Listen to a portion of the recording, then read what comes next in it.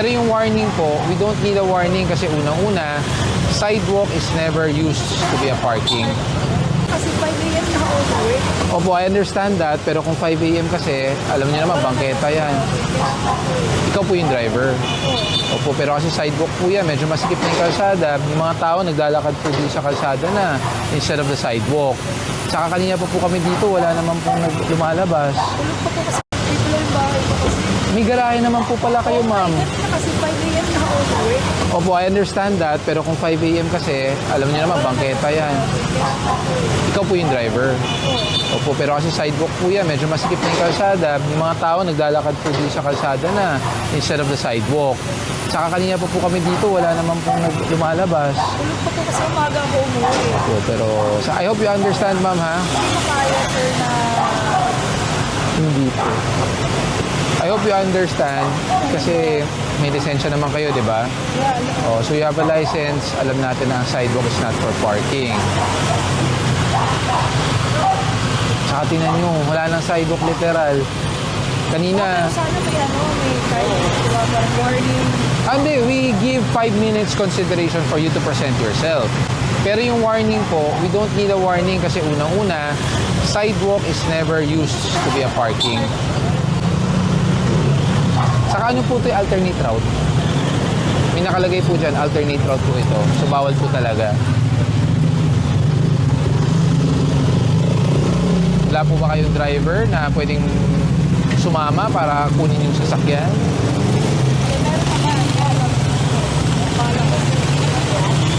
Wala po tayong magagawa kasi may violation talaga eh. Saka maluwag kanina eh. Sana pinabuksan nyo na lang po yung gate.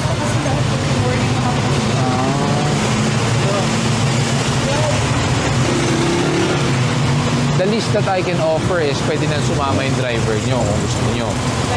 Ngayon, para hindi na siya mahirapan pumuntang Tumana, Marikina, then you can process the documents. Kung kanino nakapangalan yung sasakyan, kung hindi po sa kanya at ibang tao, kailangan lang po ng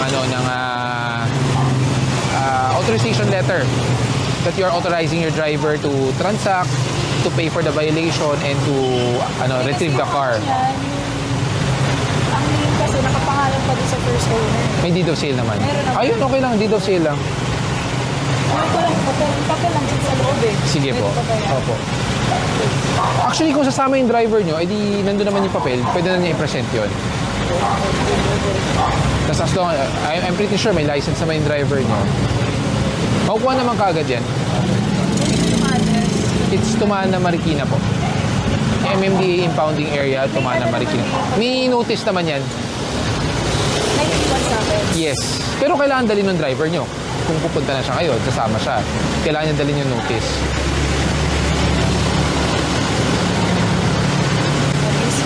Good morning.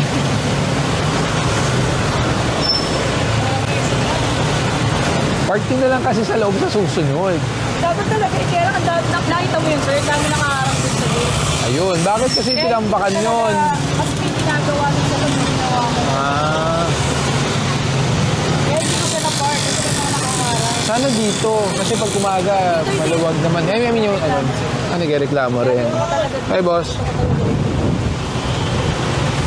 Yun lang. Alternate route kasi to. It's an alternate route going to Fairview. Kaya talaga bawal. Sa kayo po ba sasama or driver? Driver na lang. Sige. Pero, punta na lang yun. Pupunta na lang. Sige. Yung notice, pakibigay na lang.